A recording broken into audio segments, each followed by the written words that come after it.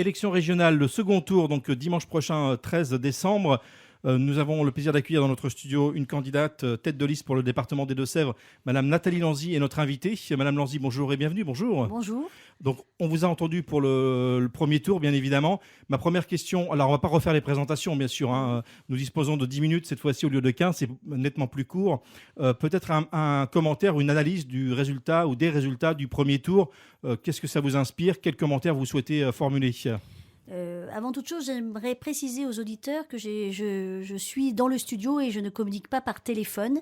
Je n'ai pas de mépris pour les électeurs et je considère toutes les radios et tous les médias locaux et tous les habitants au même degré. Donc voilà, je tiens à préciser cela parce que j'ai beaucoup d'estime pour l'ensemble de la population des Deux-Sèvres.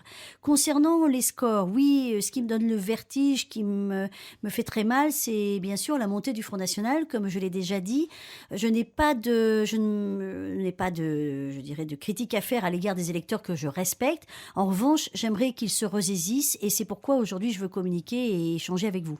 Alors, vous vous présentez un mot sur la liste puisqu'il y avait la possibilité de fusionner avec Europe Écologie Les Verts, Europe Écologie Les Verts a fait plus de 5% à cette élection au premier tour. Et par ailleurs, 3 listes, il faut dire, se maintiennent au-delà de 10%. Donc, vous-même, alors, vous représentez quelle formation? Comment s'est constituée la liste pour ce second tour alors? Alors, au premier tour, nous étions avec les radicaux de gauche. Désormais, nous avons intégré, j'allais dire tout naturellement, la liste d'Europe Écologie Les Verts, parce que Ségolène Royal l'a déjà fait dans les précédents mandats. Nous sommes sur la même longueur d'onde pour la transition énergétique, pour la croissance verte, pour le développement écologique et environnemental de notre région. Donc, tout naturellement, au premier tour, ils se présentaient individuellement. C'est le sens de la démocratie dans leur liste. Là, nous avons intégré un élu en position éligible et 2 autres en position non éligible pour porter la liste et donner de l'enthousiasme à cette liste. Donc c'est dynamique. Il faut dire que c'était Nicolas Gamache pour les Deux-Sèvres, qui était tête de liste pour Europe Écologie Les Verts, pour resituer les choses. Oui, tout à fait. Oui. Et par rapport au Front de gauche, peut-être un commentaire ou un mot. Alors, ils ne sont pas présents au second tour, mais quand même, ça appelle peut-être un commentaire éventuellement. Écoutez, Olivier d'Artigol a fait une bonne campagne et il a salué, à la fin du premier tour, il a exprimé son soutien à Alain Rousset en disant tout simplement qu'il faut faire barrage à la droite et à l'extrême droite. Donc, effectivement, je m'adresse également aux électeurs du Front de gauche et je m'engage bien sûr à les rencontrer et à échanger avec eux parce que nous ferons aussi une politique de gauche, qu'ils ne l'oublient pas. Par rapport, j'en reviens un petit peu en arrière, par rapport au résultat du Front National, qui est résultat élevé dans cette nouvelle grande région, qui est élevé dans les Deux-Sèvres, même si c'était un score assez nettement inférieur à celui du national, il faut quand même le souligner, mais quand même déjà très élevé. Comment vous l'expliquez aujourd'hui, vous, en tant qu'élu de gauche, militante, vous m'avez dit depuis l'âge de 18 ans, donc c'est pas rien, comme, je veux dire, ça appelle quand même quelque chose, un commentaire, quelque chose, une analyse peut-être un peu plus approfondie. Oui, en fait, pour moi, le Front National attise les peurs. Vous savez, je suis historienne et moi, je me rappelle de la peur de l'an 1000, de la grande peur de la Révolution française, où on disait, attention, les révolutionnaires arrivent dans les campagnes. Et bon, moi, je crois qu'il y a 2 éléments. D'abord, le Front National attise les peurs et bien sûr, je dirais que là, il faut que les électeurs du Front National comprennent que les attentats qui nous sont tombés dessus, si je puis dire, et qui ont affecté profondément la France, c'est une façon de nous diviser. Deuxième élément, ne nous trompons pas, mesdames et messieurs, d'élection. Nous sommes dans une dynamique locale et régionale. Désormais, c'est le régional qui va gouverner et ce n'est pas le national. Faire de la politique de terrain, c'est compliqué. On ne peut pas satisfaire tout le monde et c'est long. Et le Front National dit, vous allez voir, d'un coup de baguette magique, on va tout changer. J'entends les électeurs me dire aussi, écoutez, la droite et la gauche ne nous ont pas satisfaits. Mais parce que la droite et la gauche portent des valeurs républicaines et respectent la totalité de la population, des valeurs républicaines, d'égalité. Et c'est compliqué de faire des lois égalitaires, de faire des lois fraternelles et de vivre ensemble. Donc, ça met du temps. Et enfin, moi, je vais titiller un peu les femmes de notre département. Écoutez, un Front National qui décide de supprimer, de revenir en arrière sur 50 ans de combat politique, ce n'est pas acceptable de combat féministe. Quand j'entends les propos de certaines leaders du Front National, je ne donne pas leur nom, c'est trop leur faire d'avantage. Je considère que les femmes, nous ne pouvons pas revenir sur des acquis des acquis, j'allais dire femmes de ce département, ne vous laissez pas leurrer. Et donc je pense que, si vous voulez, c'est un parti qui répond à des... Voilà, c'est aussi une façon pour les gens d'exprimer peut-être leur désaccord. Mais enfin, il faut quand même pas qu'ils oublient que la région Poitou-Charentes est allée au plus près des territoires ruraux. Je ne vais pas vous faire un catalogue de tout ce que nous avons fait sur ce territoire, mais quand même. Le résultat est bon quand même. Vous êtes en tête, il faut quand même le rappeler. On parle beaucoup du Front National. Il faut aussi qu'on parle de vous quand même. Donc Alain Rousset, tête de liste pour cette grande région, je rappelle, qui est donc Poitou-Charentes, Limousin, Aquitaine, arrive en tête avec une avance substantielle. Rien n'est joué, bien sûr. Vous n'allez pas me dire le contraire. Une élection n'est jamais jouée d'avance, heureusement. Mais quand même une avance. Et vous-même, dans les Deux-Sèvres, vous êtes à 2 points, à peine 2 points oui. C'est satisfaisant. Enfin, objectivement. Oui, tout à fait, parce qu'on me disait que je serais très très bas dans les sondages, que la gauche était au plus mal, mais j'incarne la gauche, d'accord, mais j'incarne la politique que nous avons menée en Poitou-Charentes avec Ségolène Royal.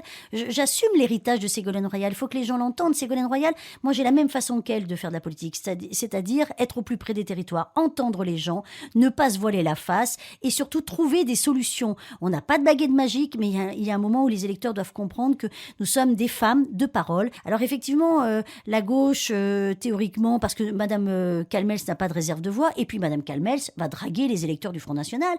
En fait, elle fait le grand écart entre le MoDem, qui se dit un parti humaniste, et le Front National. Sous-entendu, si vous votez Front National, vous allez voter pour Alain Rousset. Non, il n'y a pas de mélange, on n'est pas dans du marketing, on n'est pas à l'ère de Berlusconi qui endormait les Italiens, et je sais de quoi je parle, je suis d'origine italienne. Non, je crois que maintenant, il faut avoir les pieds sur terre et se dire quelle est la personne ou le groupe de personnes qui seront en capacité de nous écouter. Et sur l'abstention aussi, qui reste très élevée, peut-être un petit peu moindre par rapport à ce qu'on aurait pu craindre, mais encore très très élevé. C'est aussi un vrai problème pour la démocratie, je dirais. Oui. Je reprendrais une phrase mondialement connue d'un pape qui disait « N'ayez pas peur ». Je dirais « Allez voter ». Ne pas voter, c'est faire monter les extrêmes. Et puis après, vous avez ces gens qui vous disent « Ah, je ne suis pas d'accord avec, ces personnes qui nous gouvernent, entre guillemets, régionalement. » Mais il faut aller aux urnes, c'est un droit. Il y a des pays il y a des hommes qui ont perdu leur tête, qui sont emprisonnés, qui n'ont toujours pas le droit de vote. Voter, c'est s'exprimer dans un sens ou dans un autre. D'ailleurs, les électeurs du Front National, ils y vont aux urnes. Là où aujourd'hui, je m'adresse aux abstentionnistes de gauche, ou tout au moins des gens qui ont été sensibles à notre politique régionale depuis 2004. Alors, quels sont les axes forts de votre projet ? On peut en rappeler les principales lignes. Il nous reste, pour cette deuxième partie d'interview, pour que les électrices et les électeurs, notamment des Deux-Sèvres et de cette grande région, aient envie de vous choisir. Qu'est-ce que vous pourriez dire sur un petit peu les axes prioritaires ? Peut-être on peut rappeler d'ailleurs les compétences de cette région, parce que la région finalement a des compétences assez précises. Des compétences, comme je le dis, du soir au matin qui interviennent dans la vie des Deux-Sévriens. Les compétences des lycées, les compétences de développement économique et des transports. Bien sûr, après, il y a tout un apanage d'autres petites compétences, je dirais, qui ne sont pas négligeables. L'agriculture, l'environnement, la jeunesse, la culture. J'y tiens. Le Front National n'a aucun programme pour la culture, mais c'est la mort de nos territoires.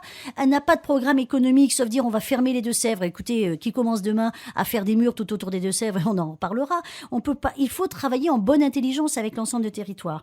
Alors, effectivement, être de gauche, c'est être efficace, c'est investir et investir pour l'emploi, si j'ai un mot à dire. Et la nouveauté, nous avions fait des contrats de territoire auparavant avec Ségolène Royal. Désormais, nous allons faire des groupes de travail des agents territoriaux où, avec les élus, nous allons à la rencontre des habitants et de l'ensemble des territoires pour créer des dynamiques territoriales et aider les territoires en souffrance. Il ne faut pas oublier le télétravail, il ne faut pas oublier ce qu'on appelle les petites start-up, c'est-à-dire qu'il y a des gens qui créent. Maintenant, nous ne sommes plus dans ce que nous avions au XXe siècle, c'est-à-dire un patron, un syndicat, une entreprise. Désormais, nous avons des gens qui créent et nous allons libérer cette création d'entreprise, des gens qui innovent et nous allons libérer cette innovation et des gens qui ont envie qui croient dans leur territoire. Vous avez des idées et toujours de l'imagination, il en faut aussi pour gouverner, certainement un petit peu aussi. Vous avez toujours des idées à faire valoir, vous aurez des idées pour faire avancer cette région. Écoutez, moi je la vois surtout dans la création d'entreprises, les idées, ce que j'appelle de la proximité, et puis toujours enfoncer le clou de l'apprentissage, du bien-être de nos lycéens autour de tout ce qu'on peut composer dans un lycée, de la mobilité. Oui, le Nord de Sèvres a des problèmes de mobilité. Alain Rousset, s'y engage. C'est-à-dire qu'il faut déverrouiller nous aurons les compétences sur les transports scolaires. Pourquoi pas les coupler avec des transports des personnes qui vont en formation, habitation. Le permis, moi, pour les femmes qui qui sont en formation, le permis pour les jeunes. C'est-à-dire que le souci d'égalité, il est majeur dans notre projet. Nous ne pouvons pas avoir des territoires inégalitaires. Alors, un mot de conclusion, on arrive au terme de notre enregistrement. Madame Nathalie Lanzy, donc je rappelle, tête de liste pour le département des Deux-Sèvres pour cette élection régionale, pour le Parti socialiste, le Parti radical de gauche et Europe Écologie Les Verts. Un mot de conclusion, pourquoi voter pour vous dimanche prochain, 13 décembre? Écoutez, les gens qui me connaissent, je dirais, qui m'ont vu travailler, bon, vous savez, je suis une femme modeste, mais travailleuse.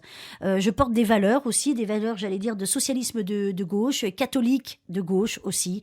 C'est-à-dire que moi, je n'ai pas d'autres mandats. Je ne suis pas à la course des mandats, qui est la caractéristique quand même des deux autres candidats.